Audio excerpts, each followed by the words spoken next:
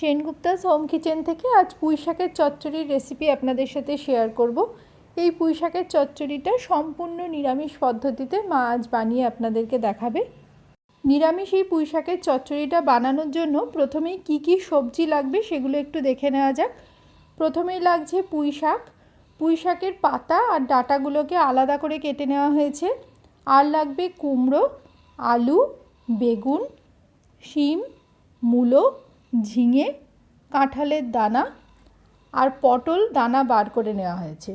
সবজিগুলো কিভাবে কেটে নেওয়া হয়েছে সেটা একটু দেখে নেওয়া যাক। কুমড়োগুলোকে একটু খোসা রেখে রেখে লম্বা লম্বা করে টুকরো করে নেওয়া হয়েছে। আলুগুলোকেও এরকম লম্বা লম্বা করে কেটে নেওয়া হয়েছে। কাঁঠালের দানাগুলোকে খোসা ছাড়িয়ে এরকম ছোট ছোট করে টুকরো করে নেওয়া হয়েছে। মূলোগুলোকে এরকম লম্বা লম্বা করে কেটে নেওয়া হয়েছে। ঝিঙেগুলোকে এইভাবে ডুমো ডুমো করে কেটে নেওয়া হয়েছে। আমাদের এখানে সবসময় চওড়া শিম পাওয়া যায় না, তাই সরু শিমই নেওয়া হয়েছে। শিমগুলো যেহেতু ছোট তাই গোটা গোটাই রাখা হয়েছে, কিন্তু কাটার সময় আলোতে ধরে একটু দেখে নিতে হবে পোকা আছে কিনা। মা এখানে পটল দিয়েছে, আপনারা চাইলে পটল দিতেও পারেন, নাও দিতে পারেন। পটল যদি দেন তাহলে একটু খোসা রেখে রেখে টুকরো করতে হবে, আর অবশ্যই দানাটাকে বাদ দিয়ে দেবেন। পুঁই শাকের পাতাগুলোকে বড় বড় করে কেটে নেওয়া হয়েছে, আর ডাঁটাগুলোকে ছাল ছাড়িয়ে এইভাবে টুকরো করে নেওয়া হয়েছে।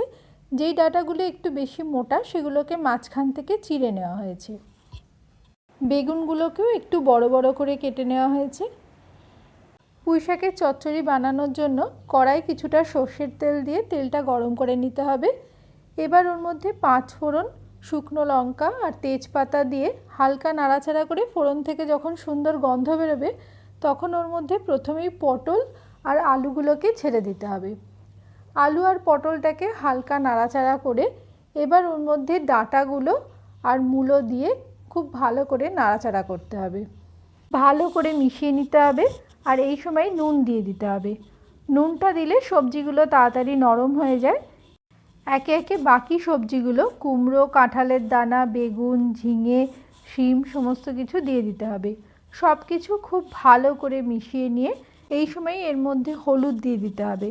আমাদের হলুদ দেওয়ার সময় ভিডিওটা বন্ধ হয়ে গেছিলো, তাই দেখানো যায়নি। আর একটু হলুদ আর সামান্য একটু লঙ্কা গুঁড়ো দিয়ে আবারও সব কিছু খুব ভালো করে মিশিয়ে নিতে হবে। এবার এর মধ্যে শাকের পাতাগুলোকে দিয়ে দিতে হবে। শাক দেওয়া হয়ে গেলে এবার ঢাকা দিয়ে সিম আঁচে মিনিট 10 মতো রেখে দিতে হবে। ফিরে এলাম 10 মিনিট পর। মা মাঝে একবার এসে নেড়ে দিয়েছিল। দেখতেই পাচ্ছেন সবজিগুলো প্রায় সেদ্ধ হয়ে গেছে। মা কিন্তু জল দেয়নি, সবজি আর শাক থেকে যে জল বেরিয়েছে ওই জলেই সবজিগুলো সেদ্ধ হয়ে গেছে।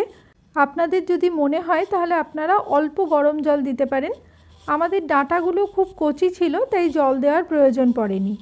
এবার আবারও সব কিছু খুব ভালো করে মিশিয়ে নিয়ে এর মধ্যে একটু চিনি দিয়ে দিতে হবে। চিনি দিলে নিরামিষ তরকারি খেতে ভালো লাগে।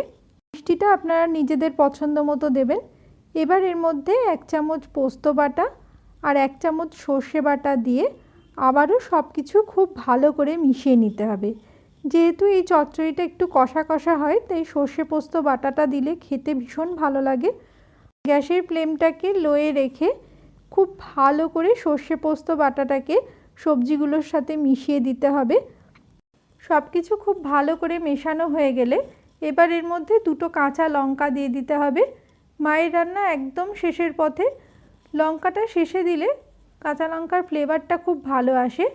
এবার ঢাকা দিয়ে 5 মিনিট মতো একদম সিম আঁচে রেখে দিতে হবে, যাতে সবজি যেটুকু সেদ্ধ হতে বাকি আছে সেটা খুব ভালোভাবে হয়ে যায়। এই পুঁই শাকের চচ্চড়িটা গরম ভাত দিয়ে খেতে খুব ভালো লাগে। আশা করি আপনাদেরও ভালো লেগেছে। যদি আমাদের আজকের এই রেসিপিটা আপনাদের ভালো লেগে থাকে তাহলে একটু লাইক, কমেন্ট আর শেয়ার করে পাশে থাকবেন। আপনারা যদি আমাদের চ্যানেলের নতুন বন্ধু হন তাহলে আমাদের চ্যানেলটাকে একটু সাবস্ক্রাইব করে পাশে থাকা বেল বাটনটা অবশ্যই টিপে দেবেন, তাহলে আমাদের পরবর্তী ভিডিওর নোটিফিকেশন সবার আগে আপনাদের কাছে পৌঁছে যাবে। আপনারা যদি ফেসবুক থেকে দেখেন তাহলে আমাদের পেজটাকে একটু ফলো করে দেবেন। শেষ পর্যন্ত ভিডিওটা দেখার জন্য আপনাদেরকে অনেক ধন্যবাদ।